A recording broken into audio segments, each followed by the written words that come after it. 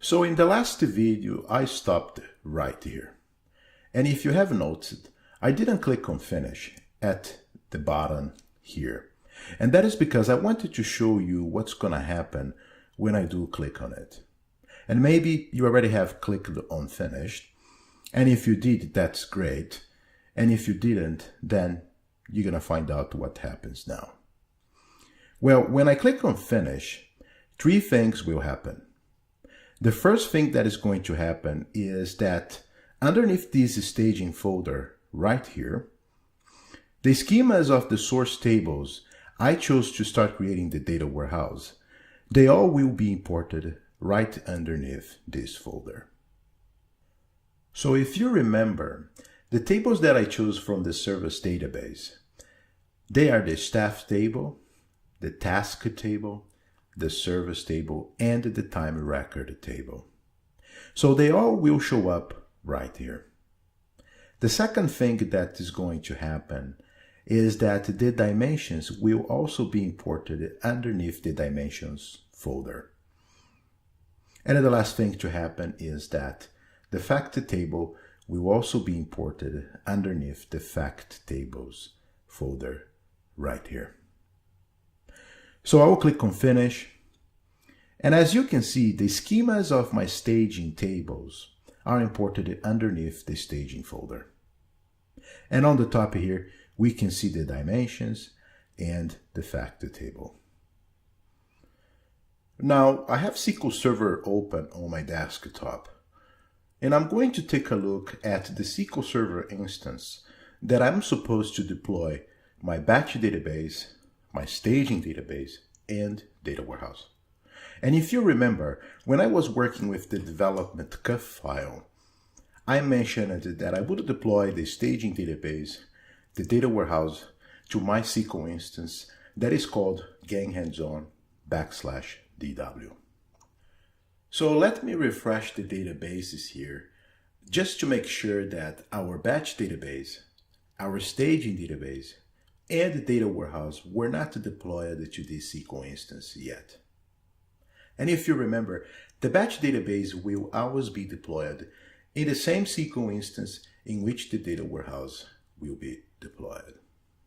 And as we can see, they were not deployed yet, and we're going to do that right now. So let's go back to the model architect, and let's click on the model right here on the top. Now let me explain you these three options here: the generate, the deploy, and the generate and the deploy option.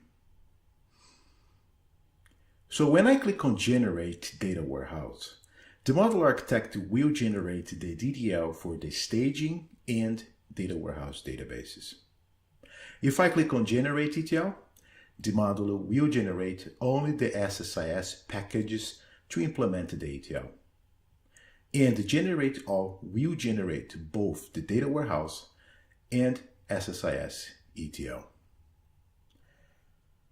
Now, if I click on deploy data warehouse, this option executes the previously generated DDL against the target staging and data warehouse databases.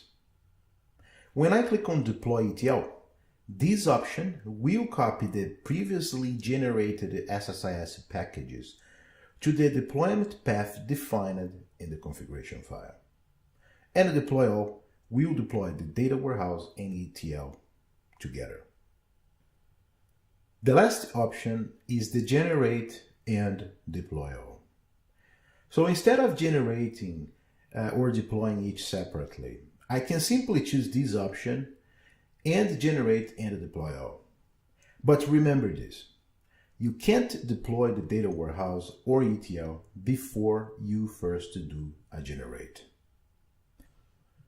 So let's generate and deploy all.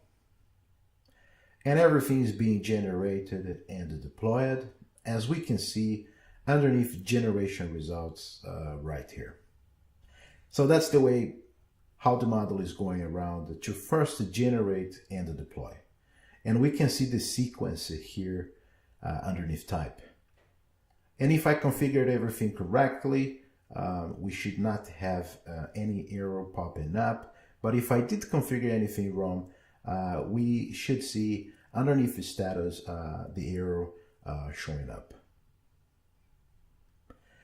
Now, while the modulo is working, I would like to talk briefly about the modulo build output option that is right here, because we can see several folders underneath it. And all DDL and SSIS packages that the Modulo Architect is generating and deploying will be available for you underneath these folders. So one of the things we decided to do with the product was to leave the code open so developers like myself and yourself can come here and we can customize our fact table as an example. So we really decided to not lock the code from developers, because as a developer myself, I really like to see what's happening behind the scenes. And again, if I needed to customize or fix something, I can come here and I can do what I have to do. Now, the reason why I'm saying that, it is because I happen to know that there are other products out there that essentially will not let developers to touch the code to some extent. So we really think it is important that the code, the data dictionary, and even the SSIS packages are available to you. And by the way, you can also open these SSIS packages here with SQL Server Data Tools, and you can run these packages from there. So if you remember in the second video called the Modulo Architect Requirements, I said in that video that you can run the Modulo Architect along with SQL Server Data Tools. And that has to be SQL Server Data Tools 2015.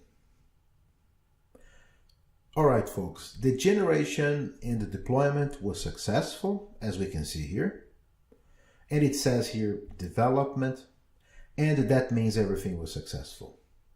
And the last thing I'm going to do is to go to my SQL Server.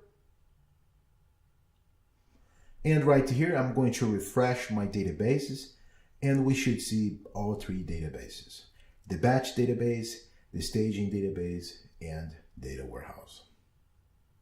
All right, folks, I will see you in the next video.